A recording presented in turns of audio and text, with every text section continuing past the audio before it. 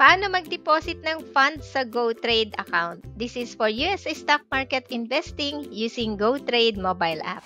Mag-login ka sa GoTrade account mo and tap $sign sa bandang baba. Tap Deposit Instantly to GoTrade.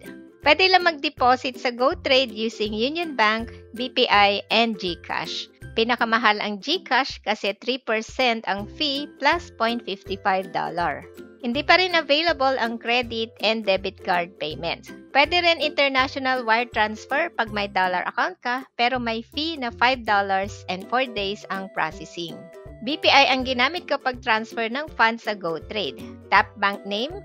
Nag-deposit ako ng $100, equivalent to 5,853 pesos. Kasama na rito ang mga fees. Tap preview deposit. Swipe up to deposit, and then tap complete payment. Select payment option, and then check agree and tap select. Log into your bank account. Choose the bank account kung saan ibabawas ang fund transfer. Input the OTP and tap confirm. Na-deposit agad ang funds sa GoTrade account ko. Mas mura ng konti ang mag-fund transfer sa interactive brokers versus GoTrade funding through local banks. GoTrade is cheaper for smaller trades, fractional shares, or buying stocks below $100.